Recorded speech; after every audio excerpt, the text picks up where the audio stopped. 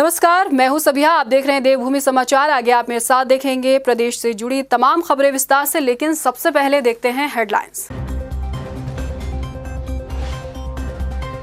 बनभूलपुरा इलाके में अतिक्रमण को लेकर सियासत तेज। सरकार को सुप्रीम कोर्ट के फैसले का इंतजार। आशियाने बचाने की जद्दोजहद में जुटे लोगों को भी उम्मीद की आस।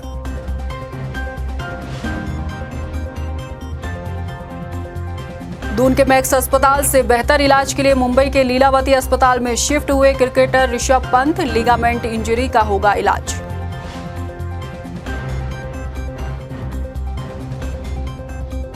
सीएम धामी ने राज्य स्तरीय युवा महोत्सव का किया शुभारंभ। कल्चर प्रोग्राम में प्रतिभावान युवाओं को किया सम्मानित। चयनित युवाओं को बनाएंगे राज्य का ब्रांड एम्बेसडर। जोशीमठ में एनटीपीसी की टनल से भूधसाव की जद में आए सैकड़ों मकान। समूचे क्षेत्र के अस्तित्व पर मंडरा रहा खतरा। मुख्यमंत्री ने कहा जल्द सरकार की तरफ से जाएगा डेलीगेशन। और विधानसभा नियुक्तियों पर प्रीतम सिंह ने उठाए सवाल। कहा 8वीं और 10वीं पास वालों को दी गई नियुक्ति। काबिल युवा सड़कों पर कर रहे आंदोलन।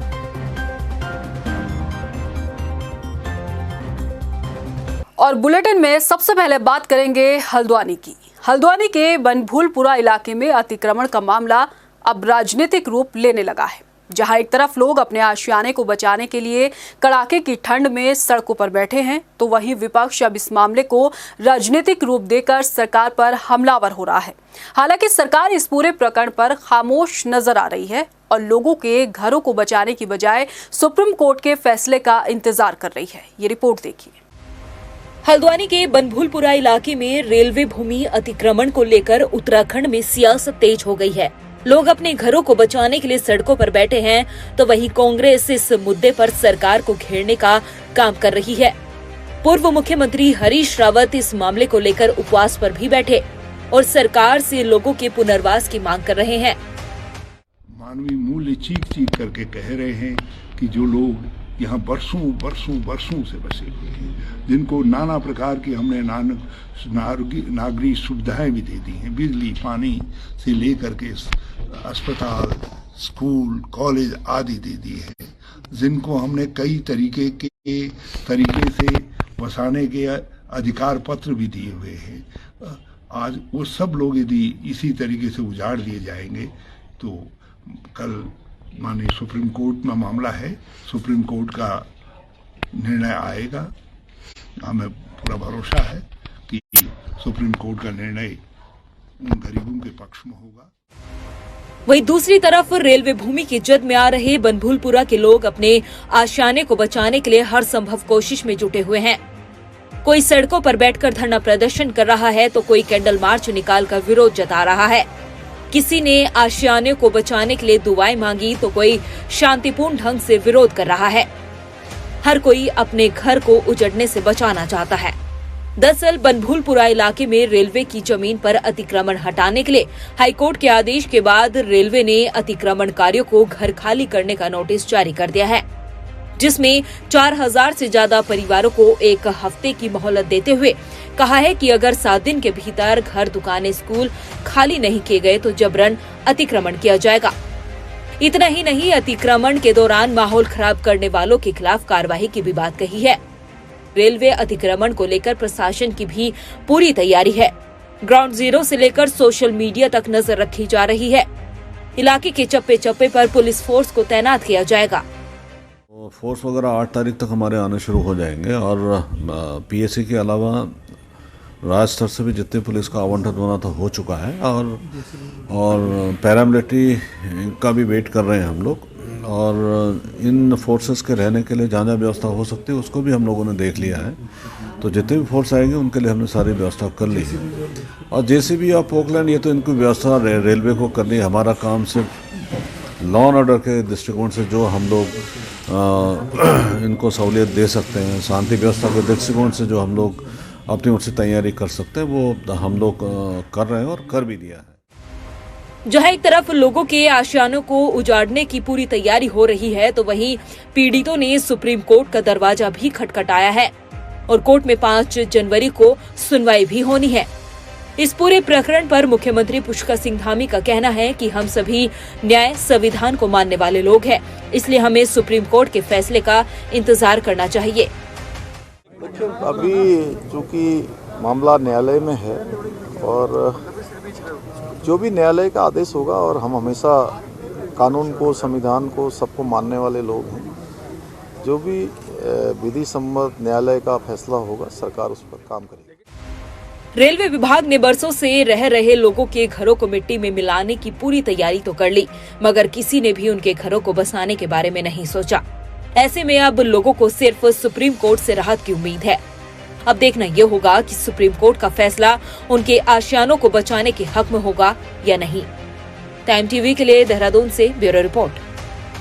वहीं हल्द्वानी के बनभूलपुरा क्षेत्र में रेलवे अतिक्रमण को लेकर सपा के राष्ट्रीय अध्यक्ष अखिलेश यादव के निर्देश पर प्रतिनिधि मंडल हल्द्वानी पहुंचा। प्रतिनिधि मंडल ने बनभूलपुरा क्षेत्र में अतिक्रमण प्रभावित लोगों से बातचीत की, जिसकी रिपोर्ट अब अखिलेश यादव को सौंपी जाएगी।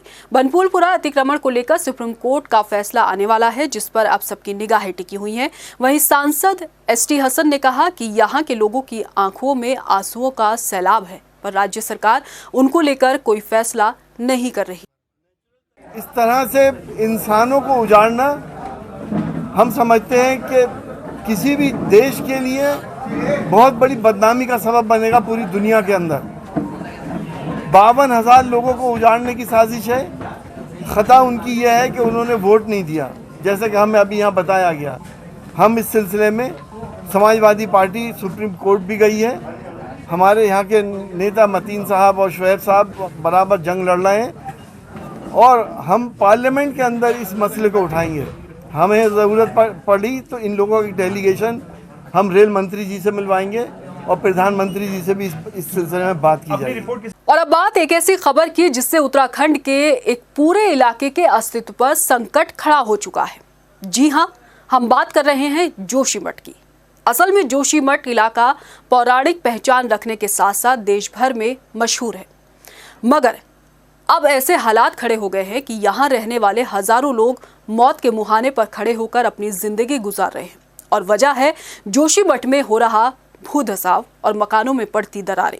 आखिर इन मकानों में एक साथ आई दरारों और भूधसाव के पीछे की वजह क्या है, यही सब आज हम आपको अपनी इस स्पेशल रिपोर्ट में दिखाएंगे।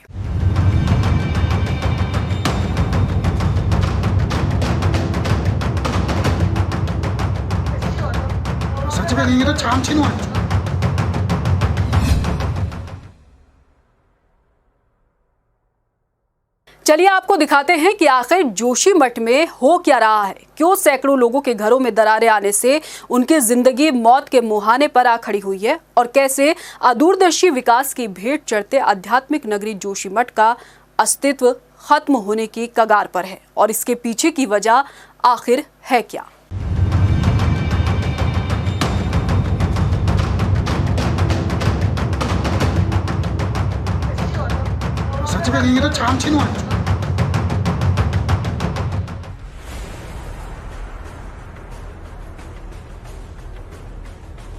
आदि गुरु शंकराचार्य की तपस्थिति पर खतरा, मिट जाएगा जोशीमठ का नामो निशान। भूधसाव की जद में आए सैकड़ों मकान, अदूरदर्शी विकास की भेंट चढ़ रहा जोशीमठ। दरअसल करीब 20,000 आबादी वाला जोशीमठ शहर अदूरदर्शी विकास की भेंट चढ़ रहा है। कारण, एक तरफ तपोवन विष्णुगाड परियोजना की एनटीपीसी की सुरंग ने जमीन को अंदर से खोखला कर दिया है, तो दूसरी तरफ बाईपास सड़क जोशीमठ की जड़ पर खुदाई करके पूरे शहर को नीचे से हिला रही है। रात दिन हो रहे सुरंग निर्माण के दौरान भारी विस्फोटकों के इस्तेमाल से भवनों को नुकसान ऐसा पहुंचा कि आज कई मकानों में दरारें पड़ चुकी हैं।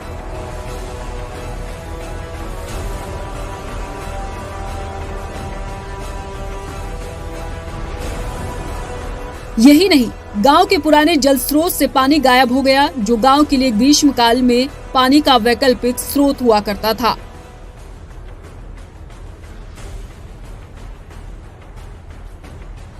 बीस 20,000 से ज्यादा आबादी वाले जोशीमठ शहर में करीब 2,000 से ज्यादा लोग भूधसाव से प्रभावित हो रहे हैं। आलम यह है कि लोगों ने यहां से पलायन करना शुरू कर दिया है। नगर पालिका की तरफ से कराए गए सर्वे में 559 मकानों भूखंडों में गहरी दरारें आ चुकी हैं। जोशीमठ में सैकड़ों घर, अस्पताल, सेना के भवन, मंदिर, सड़कें धंसाव की जद में आ रही हैं। और ये दिन ब दिन बढ़ता ही जा रहा है। इससे पहले साल 2021 नवंबर में जोशीमठ के गांधीनगर में एकाएक मकानों में दरारें आनी शुरू हुई, जो बढ़ती चली गईं। गांधीनगर छावनी बाजार में 30 मकानों में दरारें आई, जिसको लेकर जनप्रतिनिधियों ने 16 नवंबर 2021 को प्रदर्शन कर प्रशासन से मदद मांगी। लेकिन हुआ ये कि भूधसाव को मानसून के दौरान एक क्षेत्र में सामान्य भूधसाव मानकर कोई कार्रवाई नहीं हुई। नतीजन और सैकड़ों भवन भूधसाव की जद में आ गए हैं और लोग दहशत में हैं।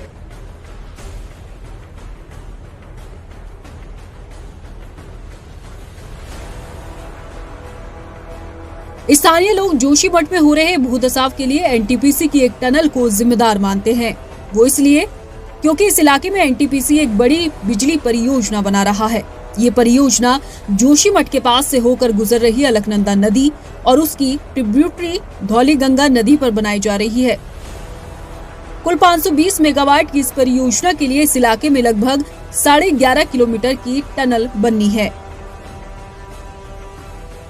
इस अंडरग्राउंड टनल को बनाने के लिए करीब 175 करोड़ की टीबीएम मंगाई गई, लेकिन चट्टानों को काटने से मशीन को दिक्कत आई और 200-300 मीटर सुरंग बनाने के बाद एक हादसे में मशीन फंस गई। इस मशीन को निकालने के लिए एनटीपीसी ने नए सिरे से काम शुरू किया और अन्य ब्लास्टिंग और अन्य तरीकों से टनल का काम होने लगा। लोगों का आरोप है कि इस टनल के काम से पूरा जोशीमठ अस्थिर हो गया है।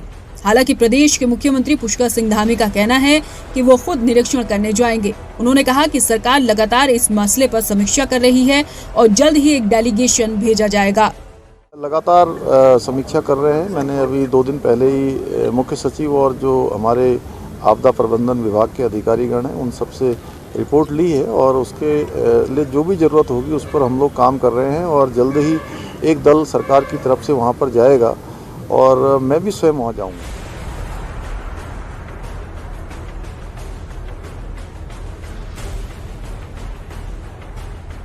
जोशीमठ बचाओ संघर्ष समिति के संयोजक अतुल सती ने दरारों के लिए जोशीमठ की पहाड़ी के नीचे सुरंग से होकर गुजरने वाली एनटीपीसी की निर्माणाधीन तपोवन विष्णुघाट जल विद्युत परियोजना को जिम्मेदार ठहराया है। ऐसे हालातों में मुख्यमंत्री पुष्कर सिंह धामी समीक्षा होने के साथ जल्द डेलीगेशन भेजे जाने की बात जरूर कह रहे हैं, लेकिन सवाल ये है कि आखिर अदूरदर्शी विकास का खामियाजा उत्तराखंड राज्य को कब तक भुगतना पड़ेगा और लोगों की दिक्कतों का कब हल निकलता है, ये एक बड़ा सवाल है। चढ़ती कला टाइम टीवी के लिए देहरादून से ब्यूरो रिपोर्ट।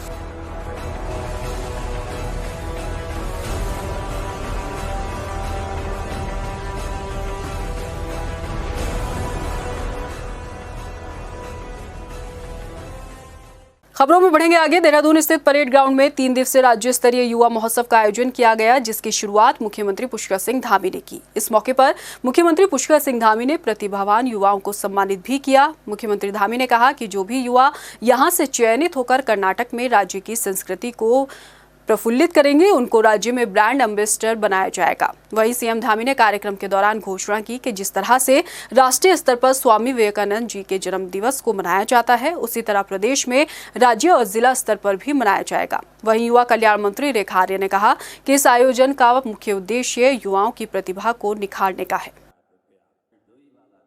जिस प्रकार से भारत सरकार के स्तर पर स्वामी विवेकानंद जी के जन्मोत्सव को मनाया जाता है और युवा दिवस के रूप में, युवा महोत्सव के रूप में मनाया जाता है, उसी प्रकार से संपूर्ण उत्तराखंड के अंदर भी प्रदेश स्तर पर और जिला स्तर पर भी इस कार्यक्रम को हम लोग आगे मनाएंगे, जिससे कि लोग स्वामी जी के जो महान विचार थे, जो उन्होंने हमारे लिए प्रेरणा दी, नौजवान युवाओं के वो जो प्रेरणा स्रोत हैं, उनकी जो बातें हैं हमारे जन जन तक पहुँचे, नौजवानों तक पहुँचे। देखिए, फिलहाल जब वो जीत कर आएंगे, निश्चित रूप से चाहे वो नवयुवक मंगल दल हो, चाहे वो महिला मंगल दल हो, जिनको भी यह अवार्ड मिलेगा वो सभी के सभी ग्रुप के, क्योंकि एक महिला मंगल दल में या एक नवयुवक मंगल दल में 12 से अधिक लोगों की संख्या होती है तो जो अवार्ड लेकर आएगा उतनी ही पूरी टीम को जो है ब्रांड एम्बेसडर माननीय मुख्यमंत्री जी के घोषणा में वो सम्मिलित है। तो मुझे लगता है कि सभी उसमें ब्रांड एम्बेसडर के रूप में उत्तराखंड की संस्कृति के दृष्टिकोण से बनाए जाएंगे।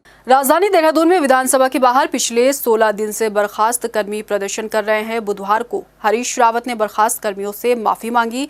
धरना स्थल पर पहुंचे हरीश रावत ने कहा कि वो कर्मियों को समर्थन नहीं बल्कि अपनी गलती का प्रायश्चित करने के लिए वहां गए हैं।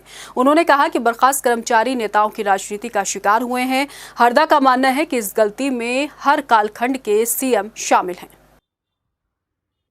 क्षमा मांगने के लिए आया हूँ, उनसे कहने के लिए आया हूँ कि आप हमारी राजनीति के शिकार हो गए। ये लोग जो है, इनकी क्या गलती है? ये तो वो उत्तराखंडी हैं। यदि इनको कूड़े के ढेर में भी जो है कहीं सरकारी नौकरी दिखाई देगी तो ये वहाँ से भी खोजने लग जाएंगे। इन बच्चों का क्या इनका क्या गलती है? ये तो उसी को अपना भविष्य मान करके चल रहे थे। गलतियाँ हैं तो प्रारंभ से लेकर के आखिर तक केवल रितु खंडूरी जी के समय में कोई नियुक्ति नहीं हुई है। बाकी वो भी और सारे कालखंड सब मुख्यमंत्री जिसमें जो हमारे ताज़ा तरीन मुख्यमंत्री हैं वो भी सम्मिलित है, सब इसमें सम्मिलित। अंकिता हत्याकांड मामले में पूर्व मुख्यमंत्री हरीश रावत वीआईपी गेस्ट के नाम के खुलासा करने की मांग कर रहे हैं। इस मामले में लगातार प्रदर्शन के बाद अब हरीश रावत ने एक मुहिम भी शुरू की है। इस मुहिम में हर महीने की 1 तारीख को महिलाएं गांधी पार्क में एकत्र होकर कैंडल मार्च निकालेंगी, कैंडल जलाएंगी और सरकार से वीआईपी गेस्ट के नाम के खुलासे का अनुरोध करेंगी। सरकार से कोई प्रतिक्रिया न मिलने पर 1 जनवरी साल 2024 में महिलाओं की महापंचायत होगी। महापंचायत में अंकिता को न्याय दिलाने के लिए आंदोलन होगा। हर महीने महिलाएं जो है 1 तारीख को यहाँ गांधी पार्क पर मोमबत्ती जला करके सरकार से अनुरोध करेंगे कि अंकिता का हत्यारा जो है जिसमें जो कारण बना है वो वीआईपी का चेहरा सामने लाओ। ले आए तो धन्यवाद देंगे, नहीं लाएंगे तो 2024 के शुरुआत की जो 1 जनवरी होगी उस 1 जनवरी को हम यहाँ एक महिलाओं की महापंचायत करेंगे और मैं उसको आयोजित करूँगा और उसमें इस सरकार के खिलाफ हम जो है महिलाओं की तरफ से युद्ध प्रारंभ करेंगे। और बड़ी खबर आप तक पहुंचा देते हैं। सुप्रीम कोर्ट से त्रिवेंद्र सिंह रावत को बड़ी राहत मिली है। सीबीआई जांच कराने के आदेश को सुप्रीम कोर्ट ने रद्द किया है। त्रिवेंद्र के खिलाफ भ्रष्टाचार मामले में ये सीबीआई जांच होनी थी। सुप्रीम कोर्ट ने सीबीआई जांच की मांग को खारिज करते हुए त्रिवेंद्र सिंह रावत को एक बड़ी राहत दी है। विधायक उमेश कुमार ने भ्रष्टाचार का आरोप लगाया था। कांग्रेस विधायक प्रीतम सिंह ने विधानसभा नियुक्तियों को लेकर सरकार पर कई सवाल उठाए। प्रीतम सिंह ने कहा कि विधानसभा में तमाम नियुक्तियां ऐसे लोगों को दी गई जो सिर्फ 8वीं और 10वीं पास हैं, जबकि राज्य का काबिल युवा रोजगार के लिए सड़क पर आंदोलन कर रहा है। विधानसभा नियुक्तियों पर सवाल उठाते हुए कांग्रेस विधायक प्रीतम सिंह ने सरकार पर कई आरोप और भी लगाए हैं। आइए आपको सुनाते हैं। मैं बड़े स्पष्ट शब्दों में कहना चाहता हूँ, विधानसभा के अंदर जो भर्तियां हुई हैं उसमें व्यापक स्तर पर अनियमितताएं हुई हैं। ना तो संविधान को जो है मद्देनजर रखा गया, ना ही नियमावलियों के अनुरूप भर्ती हुई है और ना ही आरक्षण को पूरा किया गया है। और साथ ही साथ एलिजिबिलिटी का प्रश्न भी है, कौन व्यक्ति किस पद के योग्य है उसको भी नजरअंदाज किया गया है। तो अनियमित भर्तियां हुई हैं और जब अनियमित भर्तियां हुई हैं और विधानसभा अध्यक्ष कहती हैं कि जिनको सुप्रीम कोर्ट ने राहत नहीं दी है ये न्याय की जीत है, तो एक प्रश्न मैं विधानसभा अध्यक्ष से पूछना चाहता हूं कि अनियमित तरीके से अगर कोई भर्ती होती है तब चाहे वो अस्थायी हो या अस्थायी हो, अवैधानिक भर्ती अवैधानिक होती है।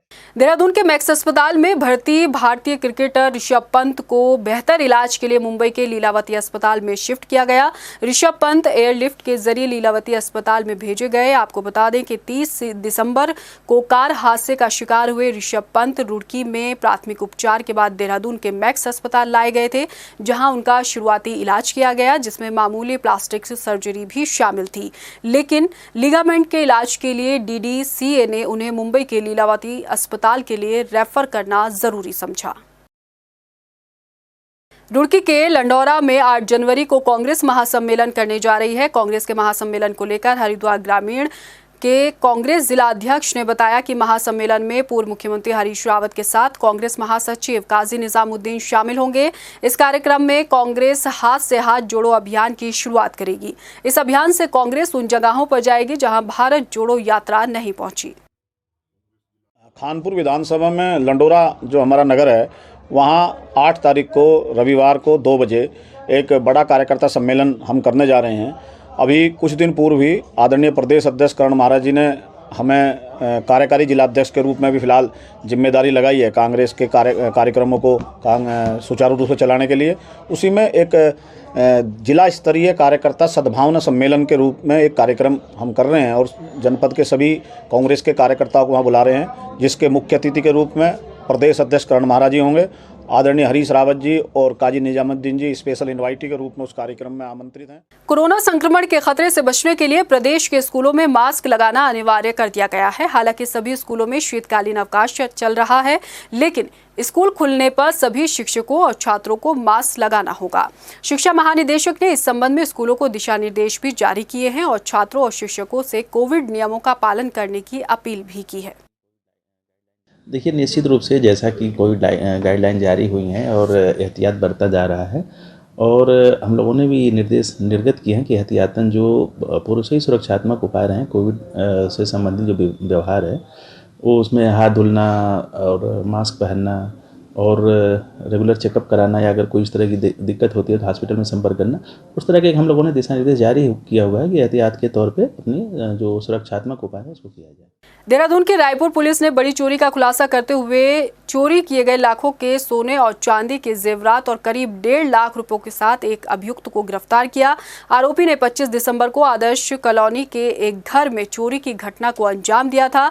एसपी सिटी ने बताया कि करीब 40 सीसीटीवी कैमरों को खंगालने के बाद पुलिस ने आरोपी को गिरफ्तार किया है। देखिए, ये थाना रायपुर में जो कंप्लेनेंट है उनके द्वारा बताया गया था कि वो अपने जो है नजीबाबाद गए हुए थे और पीछे से जो उनके घर में चोरी हुई थी, ताला तोड़ करके अलमारी से उनका लगभग 3 लाख की ज्वेलरी और 1.5 लाख का कैश जो है चोरी कर लिया गया था। इस आधार पर हमारे थाने में मुकदमा पंजीकृत किया। जो अलग अलग हमारी टीमें गठित हुई जिन्होंने सीसीटीवी फुटेज और पुराने चोरों का वेरिफिकेशन, इसके अलावा जो नशे में लिप्त लोग हैं उनका वेरिफिकेशन करते हुए जो 2 लोग शॉर्टलिस्ट किए उनको जो हमने पूछताछ करके और उनके मूवमेंट के आधार पर उनकी गिरफ्तारी की है और उनसे जो है घटना में जो इनके द्वारा चुराई गई पूरी संपत्ति है वो जब्त कर जो है मिली है हमें।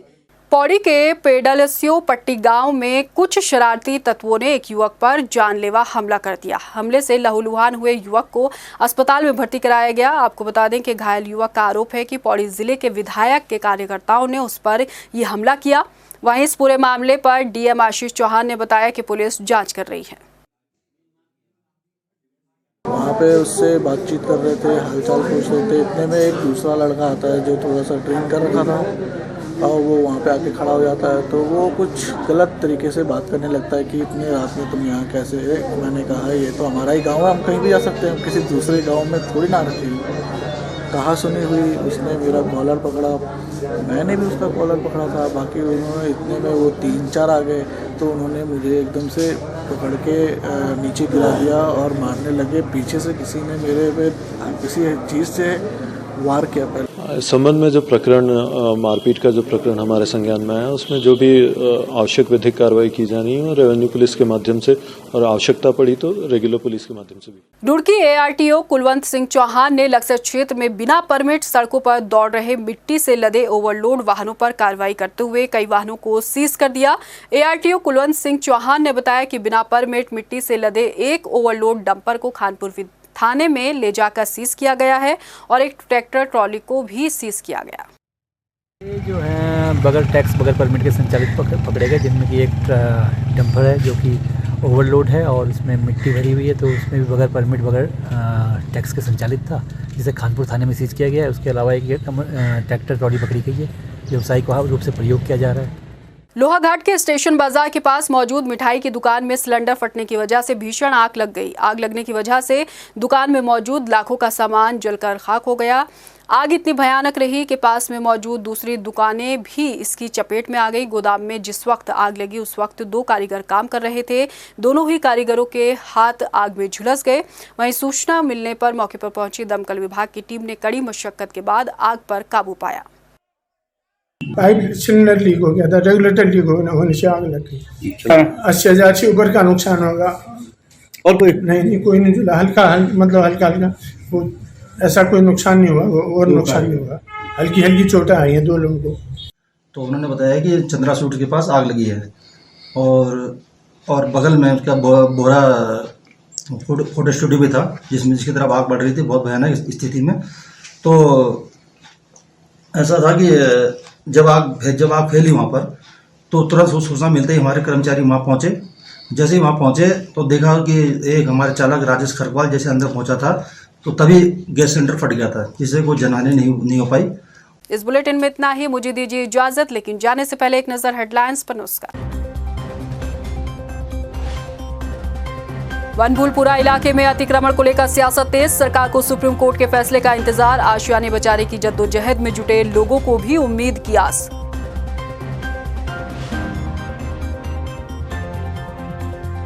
दून के मैक्स अस्पताल से बेहतर इलाज के लिए मुंबई के लीलावती अस्पताल में शिफ्ट हुए cricketer Rishabh Pant. Ligament injury का होगा इलाज।